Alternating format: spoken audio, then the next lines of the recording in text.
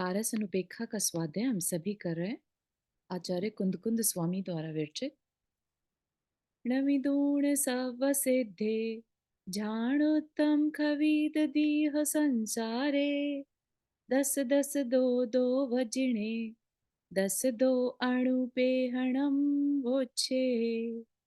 नमो अरिहंताणम नमो सेताणम नमो आयर्याणम नमो उवज्जायाणम नमो लोए सवसाहुणम। पंच परमेष्ठी भगवान की जय। अगले 45 मिनट के लिए सभी प्रकार के पापों का त्याग करके सभी 9 बार नमोकार मंत्र पढ़ लें।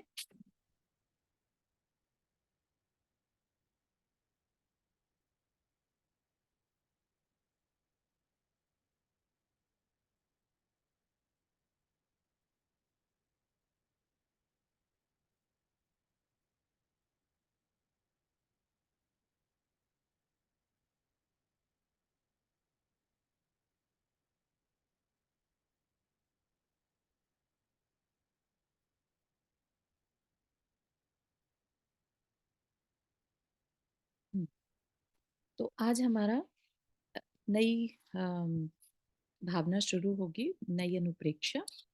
उसका नाम है आश्रव अनुप्रेक्षा।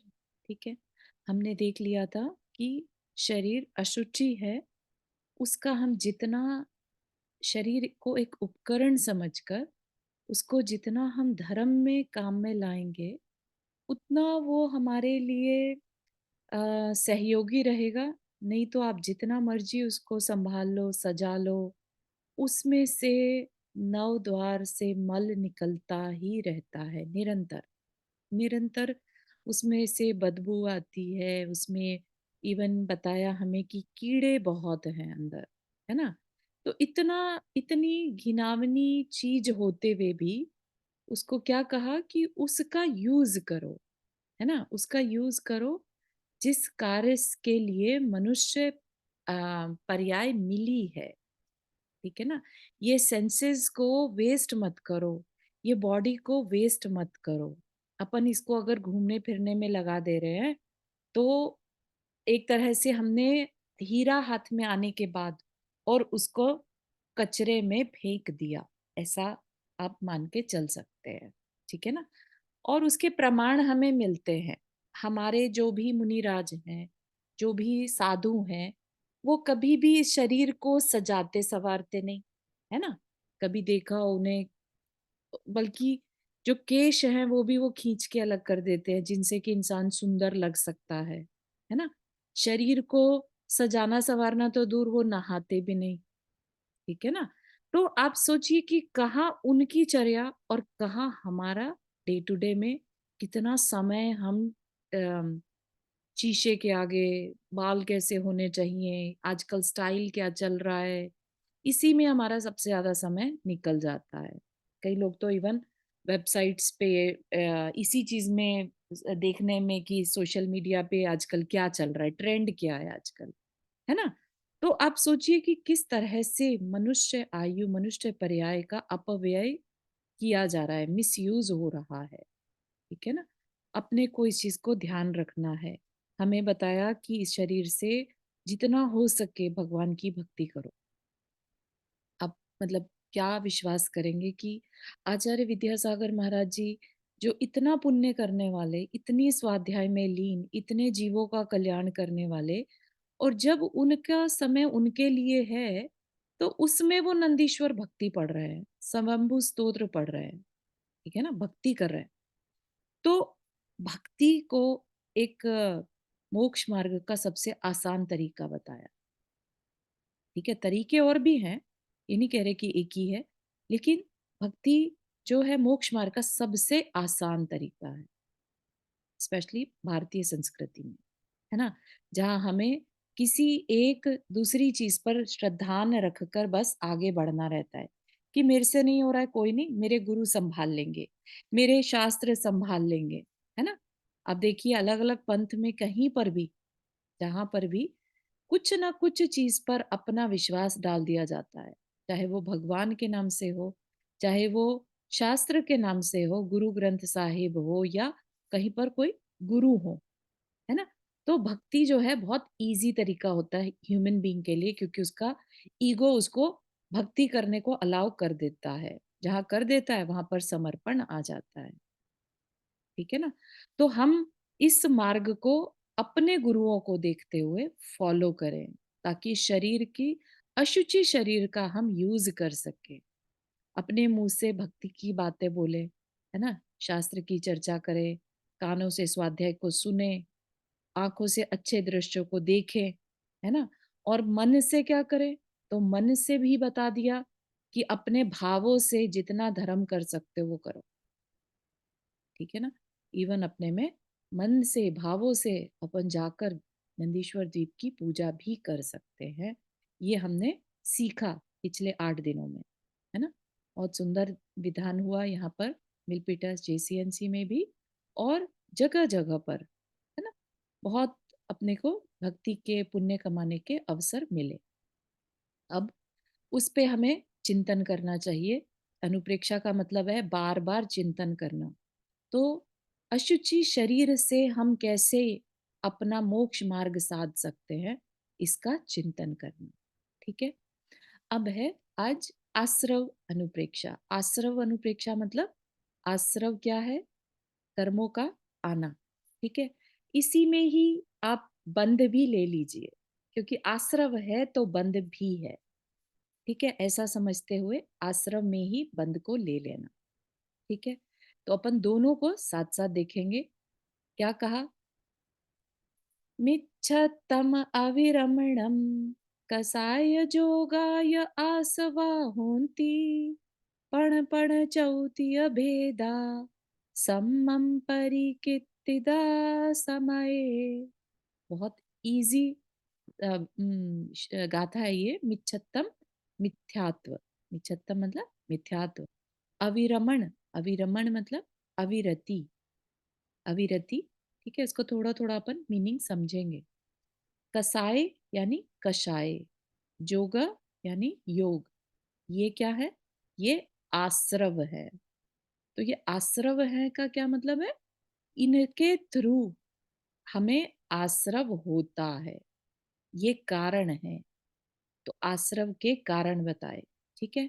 आश्रव क्या था? कर्मों का आना, इनफ्लो ऑफ कर्मा। ठीक? तो इनफ्लो ऑफ कर्मा, कर्म आते कैसे हैं? ये हमने एक दूसरे स्वाध्याय जो चल रहा है हमारा, हमने उसमें समझा था। ठीक है?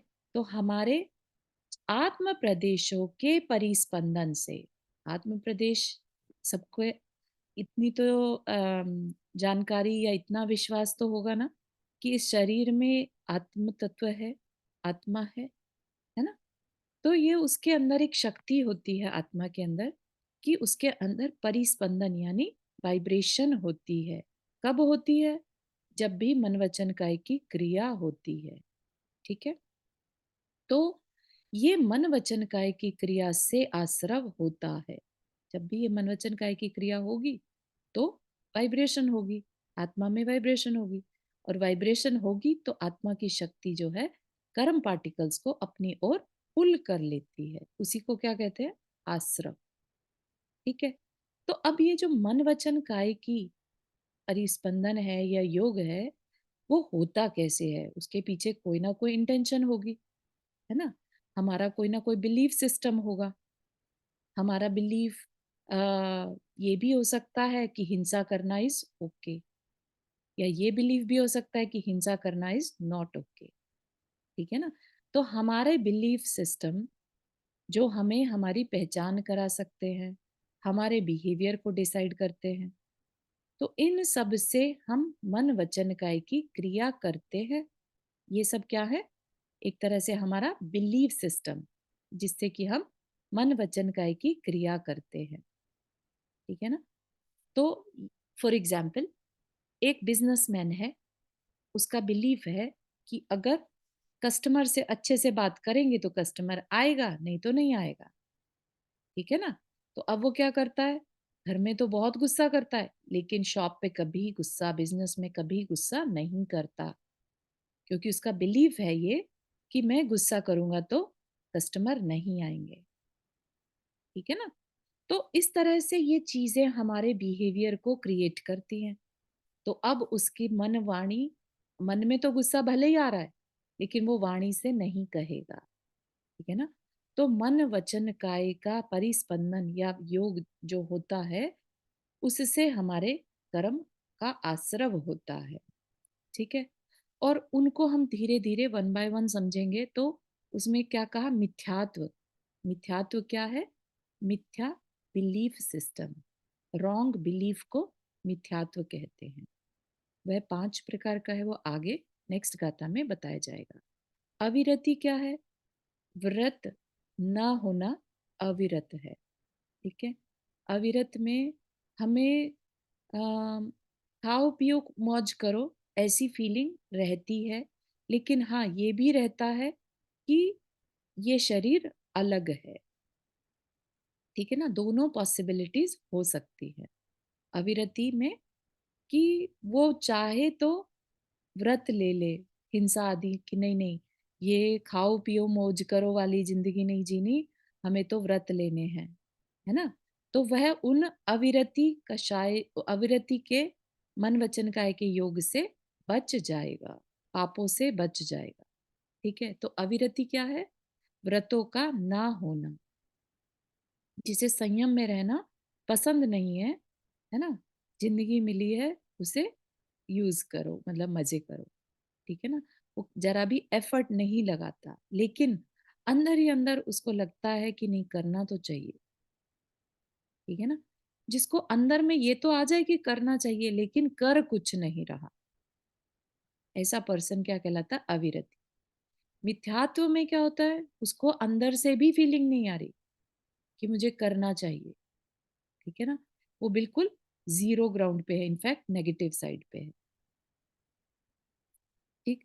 तो ये जो खाओ पियो मौज करो वाला एग्जाम्पल है, वो मिथ्यात्वी के लिए ज्यादा सूट होता है। अविरति को एक बार को फिर भी डर लगता है कि नहीं नहीं नहीं करूंगा, एफर्ट्स तो कैसे चलेगा, एफर्ट होते नहीं है उससे, उसकी कषाय उसको रोक देती है, ठीक। हाँ चाची, आपने हाथ रेस किया। हाँ जी, एक्सप्लेन ज़रूर जी।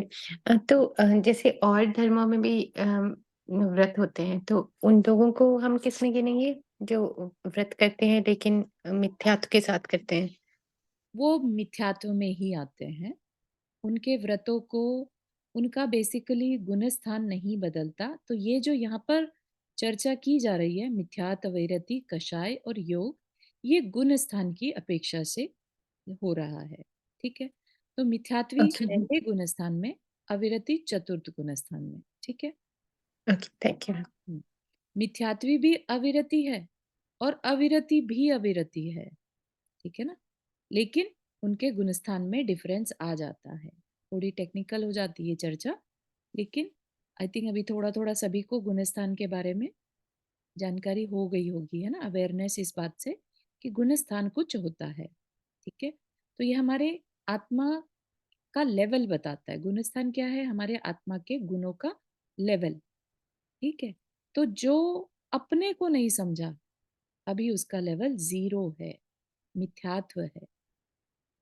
भले ही वो कितने भी व्रत उपवास कर ले, कितने भी भेष बदल ले, इवन अगर उसने एक कपड़ा पहनने का, लाइक एक जोड़ी कपड़े रख लिया अपने साथ, और लेकिन अपने को नहीं पहचाना, तो भी उसके व्रत उपवास उसके बहुत ज्यादा काम नहीं आएंगे, है ना। हमने जब छेडाला पढ़ते हैं, तब उसमें आता है कि साधु हम, मुनि हम बहुत बार बन चुके हैं, नवम ग्रह तक बहुत बार जा चुके हैं, लेकिन मिथ्यात्व के कारण हमारा कल्याण नहीं हुआ, ठीक है ना। इसका क्या मतलब है? बाहर से वेश हम, व्रत नियम हम बहुत बार ले चुके हैं, ठीक है। तो अंदर से जब चेंज आता है, उसे कहते हैं अविरति सम्यक दृष्टि, ठीक है। जिसका कि बिलीफ सिस्टम चेंज हो चुका। उसका क्या बिलीफ है? कि ये मेरे इस शरीर में आत्मा जो है वो मैं हूं, शरीर सिर्फ एक उपकरण है। मैंने अनेक बार शरीरों को धारण किया, अनेक तरह के, हर तरह के शरीर को धारण किया है ना। जब हम संसार भावना पढ़ रहे थे, तब हमने लोक अ, जो परावर्तन है ना? पंच परावर्तन की चर्चा पढ़ी थी। उससे हमें पता चला था कि हमने लोक का ऐसा कोई भी क्षेत्र, ऐसी कोई भी जगह, ऐसी कोई भी पर्याय नहीं है, जो हमने अ, लेकर ना छोड़ रखी हो, पाकर ना छोड़ रखी हो। ठीक है ना? फिर उसी गुणस्थान की अपेक्षा बताया कषाय। कषाय से क्या होता है? जैसे अविरति क्यों नहीं बन पाता? मुनि नहीं बन पाते, बहुत लोग मुनि नहीं बन पाते। सब कुछ बात समझ में आने के बाद भी छोड़ नहीं पाते, है ना? ये क्या है? हमारी कषायों की तीव्रता है। कषायों का ऐसा नेचर होता है कि वो इतना इन्फ्लुएंस कर देती हैं कि हम चाहते हुए भी काम नहीं कर पाते। ठीक है? ये कषाय हम कह सकते हैं कि हमारे कर्म के उदय से होता है। ठीक है? तो ये सब कर्म के उदय की चर्चा चल रही है कि कर्म के उदय में हम क्या-क्या नहीं कर पाते और क्या करते रहते हैं। हम कषाय करेंगे तो हम क्या कर रहे हैं? कषाय का मतलब क्रोधमान, माया, लोभ। तो वो क्या है? हमारा बिहेवियर। हम कितना क्रोध करेंगे, है ना? कितनी देर तक करेंगे? किसके साथ करेंगे? कितना लंबा चलाएंगे? ये सब हमारे डिसीजंस जो हैं, हमारे कर्म के आश्रव को डिसाइड करते हैं। ठीक है? ऐसा ही सारी कषायों पर लगाना। हम कितना लोभ करेंगे, किस समय करेंगे, ये सब मैटर करता है। ठीक है? तो ये कषाय हो गई, क्रोधमान, माया, लोभ, और जो नौ कषाय हैं वो भी ले लें। ठीक? हास्य, रति, अरति आदि। और क्या है? योग बताया। योग भी क्या है? आश्रव। तो योग तो आश्रव होता ही है। अभी हमने समझा था। योग मतलब मन, वचन, काय का योग। ठीक है? मन योग, वचन योग, काय योग। ठीक है? तो ये क्या है? योग क्या है? एक तरह से उनमें कुछ ना कुछ होना, क्रिया होना। मन, वचन, काय में क्रिया होना। ठीक है? अब मतलब हम एक चीज को उठाकर, एक जगह से उठाकर दूसरी जगह रखते हैं। ये क्या हो गया? क्रिया हो गई, है ना? लेकिन अगर इसमें कोई बैड इंटेंशन नहीं है, कोई इंटेंशन ही नहीं है, हमने बस रख दिया उठा के, तो कर्म का आश्रव होगा लेकिन बंद नहीं होगा, क्योंकि यहाँ पर कषाय नहीं है। लेकिन हमने वही चीज इसलिए उठाई ताकि कोई दूसरा ना उठा ले। अगर उसने उठा लिया तो उसका फायदा हो सकता है। ठीक है? तो हमारी जो लोभ कषाय है, हमारी उस लोभ कषाय या माया कषाय के चलते हमने वो चीज को एक जगह से हटाकर दूसरी जगह ऐसे रख दिया कि अब वो दूसरे के नजरों में ना आए। ठीक है ना? तो चीजें मूव हुई दोनों में, दोनों सिचुएशंस में। लेकिन पहले में वो कर्म नहीं बंधेगा, बिकॉज वहां पर कोई इंटेंशन, कोई कषाय नहीं थी। लेकिन दूसरे में कषाय के साथ किया वही कार्य, तो कर्म बंधेगा, आश्रव भी होगा और बंध भी होगा। ठीक है? तो इस तरीके से हमारे कुछ भी हम करें, मन वचन काया की जो भी क्रिया करें, उसके पीछे के बिलीफ सिस्टम, उसके पीछे की हमारी खुद की कषाय, ये सब डिसाइड करती हैं हम कितना कर्म का आश्रव करेंगे। ठीक है? तो आज की डेट में, आज ही लेट से आपने सुबह से उठकर जितने भी कार्य किए, ठीक है, अपने खुद की साथ संभाल की, है ना, बच्चों को की टेक केयर करी होगी, अपने जॉब का काम किया होगा, जितनी बार भी आपका थॉट्स प्रोसेस चल रहा है, जितनी बार भी आपके मुंह से कुछ अक्षर निकला, ठीक है, जितनी बार भी आपकी बॉडी हिली, उतनी बार यानी 24/7 हम कर्म का आश्रव करते हैं। हम ये नहीं माने कि हम बुरा नहीं सोच रहे दूसरे के लिए तो हम क्या बुरा कर रहे हैं, लेकिन हम कर्म का आश्रव निरंतर कर रहे हैं। फॉर एग्जाम्पल, हमने माना कि हमने दूसरे के लिए बुरा तो नहीं सोचा, लेकिन हमने अपने मिथ्यात्व को या रॉन्ग बिलीफ्स को चेंज नहीं किया। ठीक है ना? तो हम भले ही दूसरे के लिए बुरा नहीं सोच रहे, लेकिन मिथ्यात्व कर्म निरंतर बंद रहा है, बिकॉज वी हैव वी हमारी जो सोच है वो रॉन्ग बिलीव्स से इन्फ्लुएंस्ड है। तो जब तक वो रॉन्ग बिलीफ से इन्फ्लुएंस्ड रहेंगे हमारी मन वचन काया की क्रिया, तब तक हमें मिथ्यात्व का आश्रव होता रहेगा। समझ रहे?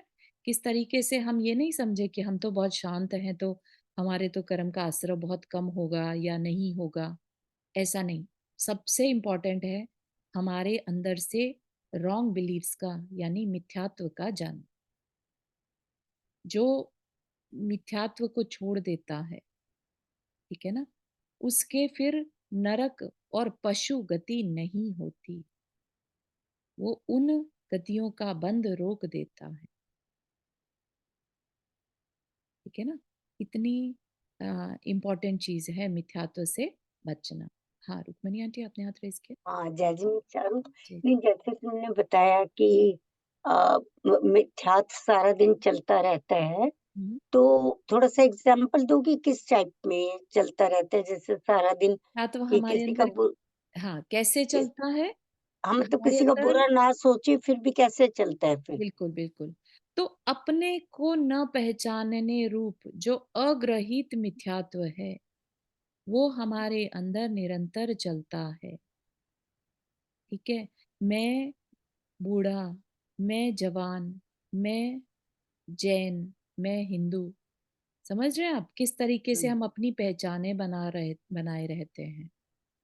हम अपने को एक जीव तत्व जब तक नहीं माने और हुँ, इसके थ्रू अपने को जानते रहें, ये होता है ना, एक हम मुंह से नहीं बोलते लेकिन हम कहीं ना कहीं अपनी पहचान बनाए रहते हैं।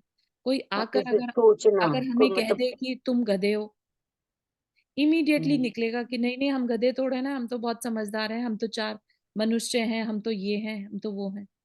समझ रहे हुँ, हैं?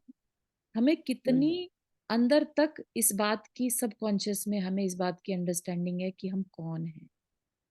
मतलब जो हुँ, हमने सीखा नहीं है, लेकिन बच्चा जो है जन्मों के संस्कार के साथ लेकर आता है। और फिर जो चीजें हम परिवेश में अपने एनवायरनमेंट में पिकअप कर लेते हैं, जाने अनजाने, है ना, कि हुँ, हुँ, फलानी जगह पर कोई भी अंतर्जित देव हो, कुछ भी है, राइट, और हम उस जगह पर नहीं जाते या जाते हैं, या उनके स्वरूप को लेकर अगर हमारे अंदर कोई रॉन्ग बिलीफ बैठ जाता है, तो हम भले ही कितना भी उसको अवॉइड करें, हमारे अंदर वो मान्यता बनी रहती है। ओके। ठीक है? तो इस तरीके से हम किसी का अच्छा सोचते हुए भी जब तक हम अपने को नहीं पहचानेंगे, तब तक ये मिथ्यात्व का उदय चलता रहेगा, उसका आश्रव होता रहेगा। पर वही तो चक्कर है ना, अपनी आत्मा को कैसे देखें वही तो समझ नहीं आता। हाँ, तो उसके लिए भेद विज्ञान अंदर से बार बार चिंतन करने से आ जाए। Okay, thank you. हम्म। फिर आगे बताया, ये तो कारण बता दिए, अब ये कारणों को थोड़ा एक्सप्लेन भी कर रहे हैं। तो ये कारणों के भेद भी हैं, एक्सप्लेन करेंगे तो थोड़ा तो डिटेल देनी पड़ेगी ना। तो नेक्स्ट लाइन में क्या कह रहे हैं? पण पण चौतीय भेदा। पण पण पण मतलब पांच, पांच पांच, चौ मतलब चार, और तीय तीन। ठीक है? तो मिथ्यात्व क्रम से लगाना है इनको। तो मिथ्यात्व आदि आश्रव क्रम से पांच पांच, चार और तीन भेदों से युक्त है। सम्मम परिकित्तिदा समये, समय मतलब हमारा आगम, ठीक है, हमारे शास्त्र।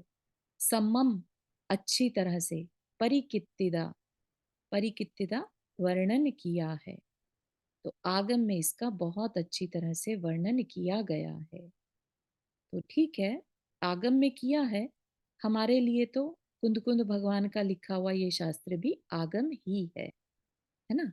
तो इसलिए हम इसी में ही देख लेते हैं क्या है पांच भेद, क्योंकि वो हमें बता रहे हैं, है ना। तो क्या कहा? मिथ्यात्व तथा अविरति के पांच भेद क्या हैं? तो अगली गाथा पे चलते हैं।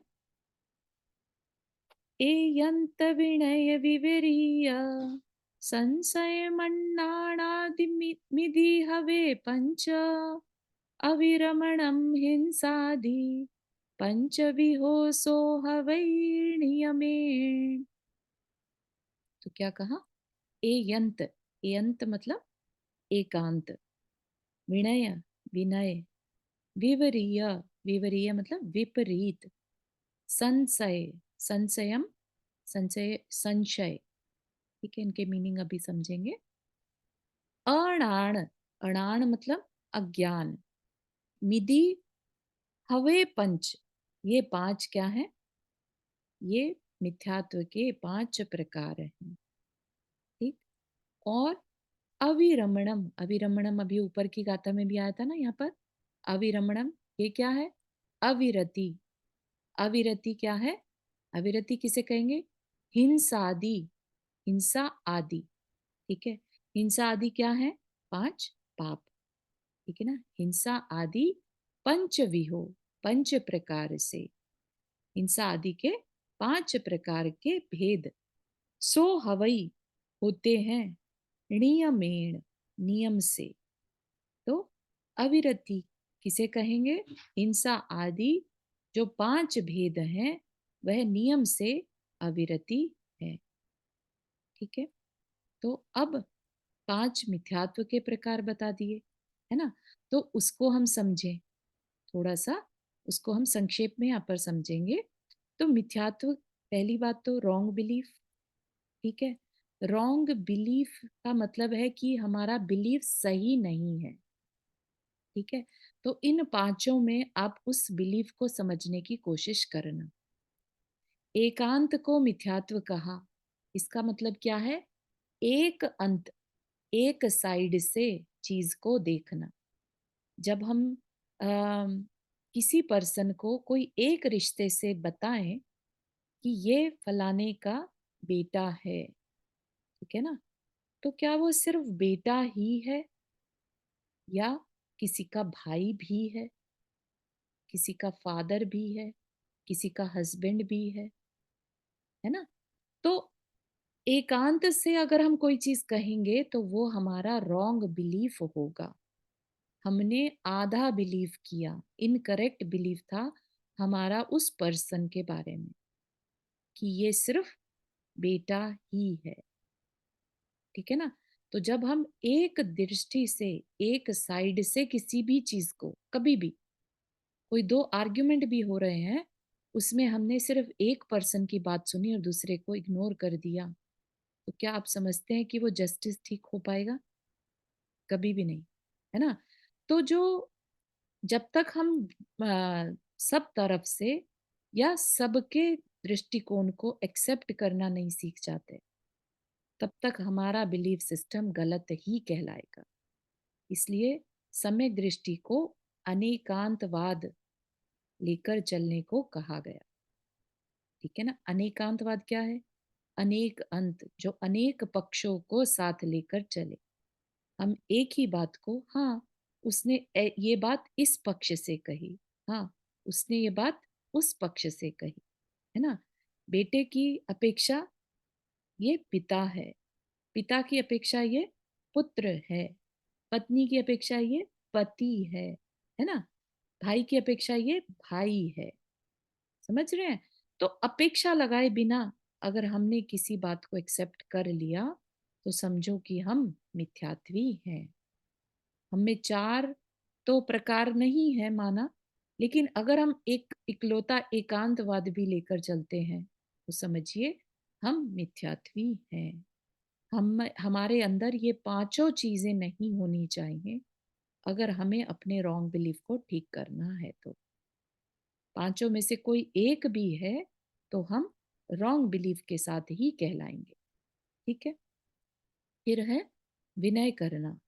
विनय, सारे धर्म एक हैं, ठीक है, ऐसा कहना।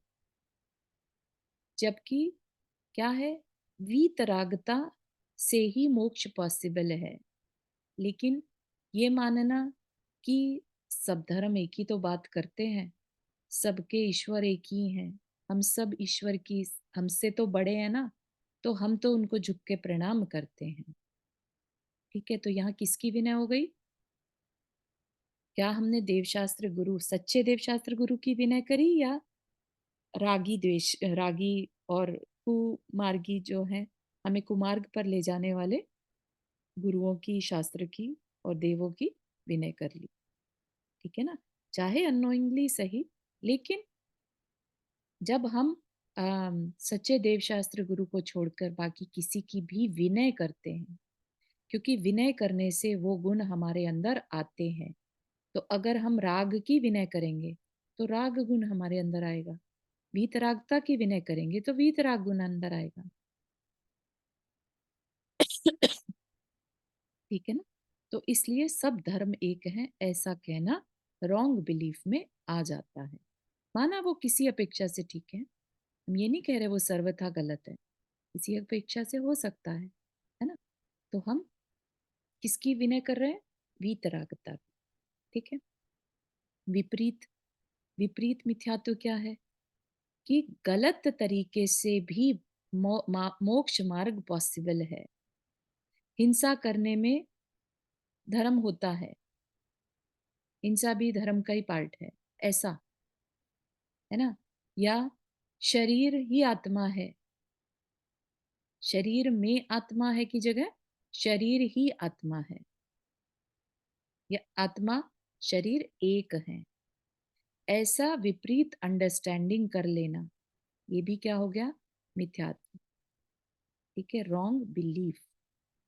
ठीक है, अब मिथ्यात्व को कई लोग ना बहुत हर्टफुल तरीके से ले लेते हैं।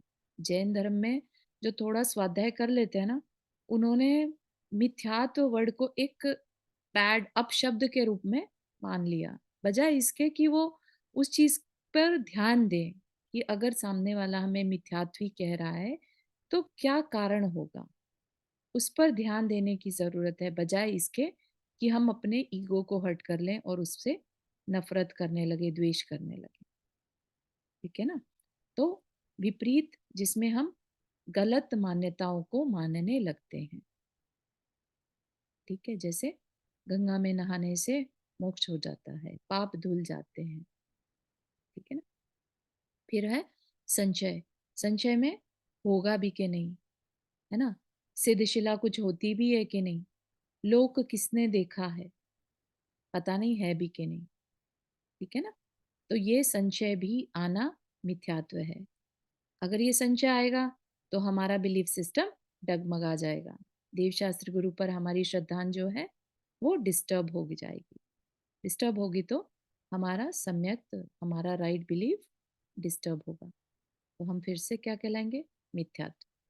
ठीक है, और अज्ञान, किसी चीज की हमें जानकारी नहीं थी और हमने जानने की भी कोशिश नहीं करी, तो जैसे कहते हैं ना कि किसी ने किसी का मर्डर कर दिया तो भी न्याय तो उसको सजा देगा ही देगा। अज्ञानता किसी पाप से बचने का उपाय नहीं है। ठीक है ना, तो अज्ञानता से भी हम मिथ्यात्व कर्म बांध सकते हैं। हम ये कह दें, अरे मुझे तो पता ही नहीं था शरीर और आत्मा अलग होती है, मैं तो, मुझे पता ही नहीं, है ना। तो अपने को अज्ञानी माने रहने से ये नहीं है कि हमारे को वो बंद नहीं हो रहा है। ठीक है ना, तो अज्ञान को भी मिथ्यात्व का एक अंग बताया। तो 5 प्रकार से मिथ्यात्व बनता है। चारू जी अपने हाथ रेज किया। हाँ, मैं ये विनय के बारे में पूछना चाह रही हूँ। जैसे हम मंदिर जाते हैं तो हमारी जो यहाँ का जो मंदिर है उसमें श्वेतांबरी प्रतिमाएँ भी हैं। तो क्योंकि वो भी हमारे उन्हीं तीर्थंकर भगवानों की प्रतिमाएँ जो जिनकी हम पूजा हम जिन्हें जिनको हम वैसे भी वो करते हैं। तो क्या उनके सामने प्रणाम करना ये सोच के कि ये मतलब मन में वही भाव रखने जो हम अपने भगवान के लिए रखते हैं, वो रख के अगर हम उन प्रतिमाओं के सामने प्रणाम करते हैं तो क्या वो भी मिथ्यात्व विनय में आएगा? अम, ये थोड़ा कंट्रोवर्शियल होगा, तो अपन इसका अलग से देख सकते हैं, है ना? ओके, हम्म, ठीक है। ठीक, थैंक यू चाची। ठीक है, अब हम देखते हैं सेकेंड लाइन में जो हिंसा आदि बताए हैं। ठीक, हिंसा आदि के भेद से 5 प्रकार की अविरति नियम से होती है। हिंसा आदि सबको मालूम है 5 पाप कौन-कौन से होते हैं, है ना? हिंसा, झूठ, चोरी, कुशील और परिग्रह। तो अगर हम ये तो मान गए लेट्स से कि शरीर और आत्मा अलग-अलग है, लेकिन अभी भी हमारे अंदर इन पापों के बारे में, इनको छोड़ने के बारे में मन नहीं बना, तो क्या होगा? इन हिंसा आदि पापों से हम आश्रव करते रहेंगे, ठीक है? तो जो हम पापों से आश्रव कर रहे हैं, भले ही मिथ्यात्व नाम का जो रॉन्ग बिलीफ था वो तो अब चला गया, लेकिन हिंसा से आदि में हम अभी भी लगे हैं, ठीक? तो उसको क्या कहा? अविरति, अविरति आश्रव, अविरति से होने वाला आश्रव, ठीक है? इसको ज़्यादा एक्सप्लेन करने की ज़रूरत नहीं है ना, हिंसा आदि 5 पाप सभी को मालूम है, ठीक है? आगे बढ़ सकते हैं। इन 2 गाथाओं तक किसी को कुछ कोई क्वेश्चन?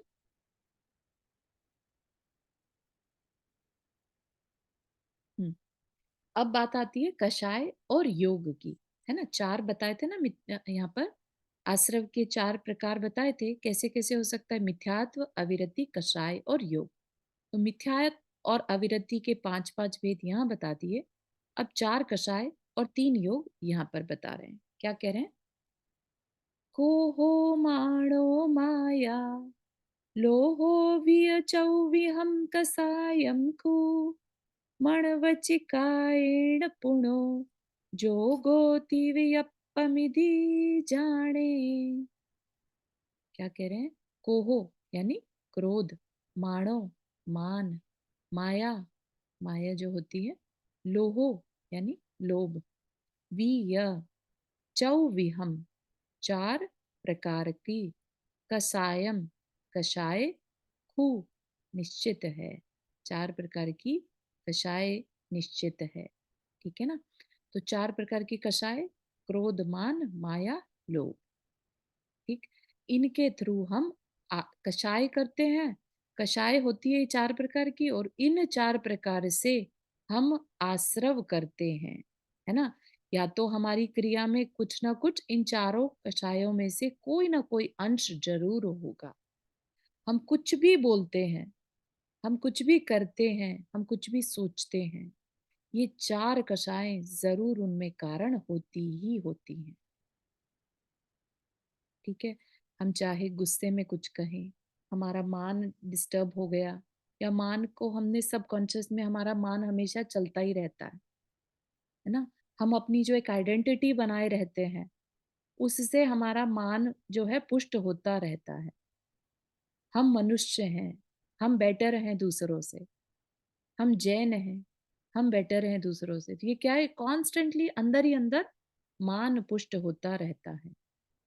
मैंने इतना धन कमा लिया, ये मेरा है, ये सब क्या है?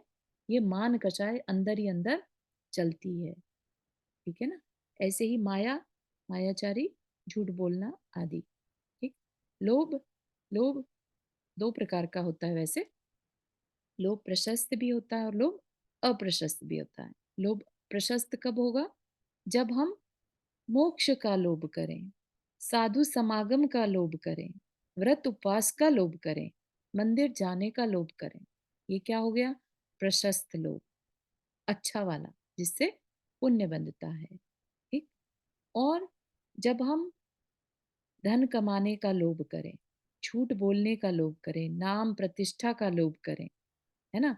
मेरे परिवार का फायदा हो जाए, वो ही बस आगे बढ़े, मेरे स्वास्थ्य का लाभ हो जाए, है ना?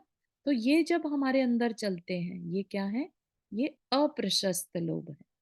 इससे हम अपने लिए पाप बांधते हैं, ठीक है? तो यहाँ पर जब भी हम चर्चा करेंगे क्रोध, मान, माया, लोभ की, तो मेनली इसमें अप्रशस्त की ही चर्चा होती है, क्योंकि प्रशस्त जो है, अच्छा वाला लोभ जो है, वो तो हमारे कल्याण में सहायक है, ठीक है?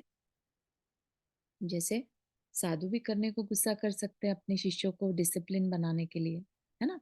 लेकिन वो क्रोध उस कैटेगरी का क्रोध में नहीं आएगा कि हमने गुस्से में किसी का मर्डर ही कर दिया या ऐसा किस अपशब्द कह दिए जो हमेशा के लिए किसी के हर्ट को बुरा लग गया। ठीक है ना? तो इस तरह से ये कषाय वर्ड जो है, कश और आय, जो हमारे संसार को बढ़ाए, वो क्या है? कषाय। ठीक? तो ये जो क्रोध मान माया लोभ के संस्कार हैं हमारे हर मन वचन काय की क्रिया के पीछे, तो ये हमारे आश्रव को लाने वाले भी हैं और उनको बांधते भी हैं। हमारी आत्मा के साथ इन कषायों के कारण ही आश्रव जब भी होता है तो वो कब रुकता है, आत्मा के साथ बंधता कब है? जब कषाय है। इसीलिए हमारे जो तीर्थंकर होते हैं उनके योग तो होता है, क्योंकि मन वचन काय अभी है ना? लेकिन उनके कषाय नहीं होने से वो कर्म रुकता नहीं है, बंधता नहीं है। ठीक? तो ऐसा भी समझना। ठीक है, गुणस्थान की अपेक्षा बता दिया थोड़ा सा। अदरवाइज सिंपल देखें तो कषाय से आश्रव होता है। और उन सब में कारण कौन बनता है? मिथ्यात्व चाहे हो, चाहे हमारा अविरति हो, चाहे कषाय हो, है ना? सब में एक चीज कॉमन है, क्या? हमारे मन वचन काय की क्रिया, मन वचन काय का योग। उसमें मनोयोग होगा, वचन योग होगा या काय योग होगा। ठीक? तो मन वचन और काय के भेद से योग कितना है? 3 प्रकार का जानना चाहिए। ठीक? तो अभी हम क्या करें? हमें ये आश्रव बता दिया तो हम क्या करें? इसको अनुप्रेक्षा में क्यों रखा होगा, है ना? तो हम ये देखें कि दिन भर में हमने जो क्रियाएं करी उससे हमने क्या क्या आश्रव कर लिया। हमने पुण्य का आश्रव किया कि हमने पाप का आश्रव किया। आश्रव दोनों हो सकते हैं, है ना? अच्छी क्रियाएं करी, अच्छा मन वचन, शुभ मन वचन काय की क्रिया करी तो पुण्य आश्रव होगा। और अशुभ मन वचन काय की क्रिया करी तो पाप का आश्रव होगा। ठीक है ना? तो हम चिंतन करें कि मेरे अपने मन वचन काय की क्रिया से मेरे जो है, मेरे क्रोध मान माया लोभ की वजह से, मेरे इमोशंस की वजह से मैंने कर्मों का आश्रव किया। फिर आश्रव हो गया तो क्या होगा? आश्रव हुआ तो बंध भी होगा। बंद हो गया तो क्या होगा? बंद हो गया तो कर्म उदय में भी आएंगे। कर्म उदय में आएंगे तो उसमें एक कर्म है, आयु कर्म है। राइट? आयु कर्म जब तक है तब तक इसका मतलब हम इस शरीर में बंधे रहेंगे। ठीक है ना? और जब ये आयु कर्म खत्म होगा तो क्या होगा? हमारे पास क्योंकि कर्म का बैलेंस है तो नया आयु कर्म मिल जाएगा। तो इस तरह से हम हमेशा बंधे ही रहेंगे, इस संसार में घूमते ही रहेंगे। किसके कारण से हो गया ये सब? आश्रव के कारण से। तो जब भी हम आश्रव की चिंतन करें तो जितना डीपली जा सकते हैं उतना डीपली जाएं। तभी आपको ये सिर्फ विषय दिया जा रहा है यहाँ पर। आश्रव की बहुत सारी गाथाएं हैं आगे, कल भी देखेंगे और फिर थोड़ा सा मेडिटेशन करेंगे उसके ऊपर। लेकिन साथ साथ हम समझते भी जाएं कि आचार्यों का क्या विजन रहा होगा ये सब लिखने का, है ना? क्यों सिर्फ 96 गाथाएं ही लिख दी? करते तो हो सकता 9600 गाथाएं लिख सकते थे, लेकिन थोड़ा सा समराइज्ड विषय देना चाहते थे ताकि कोई कोई तो इनको याद भी कर सकता है और याद करके उन्हीं पर बार बार चिंतन करता रह सकता है ना? क्योंकि पहले के टाइम में हिंदी भाषा नहीं थी, ये एक जनरल बोलचाल की भाषा थी, प्राकृत। फिर संस्कृत आ गई, है ना?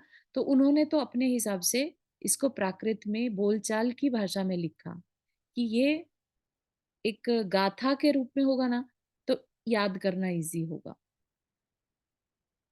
ठीक है ना? तो हम भी इनको जब समय मिले तो बैठकर पढ़ें। पहले उसकी प्राकृत पढ़ें और फिर हिंदी पढ़ें। ठीक है? और फिर समय मिले तो चिंतन करें। ठीक है ना? हम्म। यहाँ तक के किसी को कुछ प्रश्न?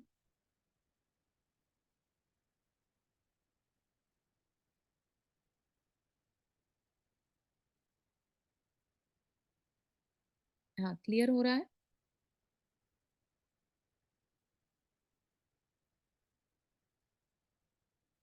जी। हम्म, ठीक है, हाँ फिर जी। आगे बैठ। तो आगे का हम नेक्स्ट कल के सेशन में देखेंगे। जिनवाणी स्तुति। जावाणी के ज्ञान से सूझे लोकालोक, सो वाणी मस्तक धरो सदा देत हो दो। हे जिनवाणी भारती तो ही जपो दिन रैन, जो तेरा शरण आ गए सो पावे सुख चैन। नॉर्मल करना।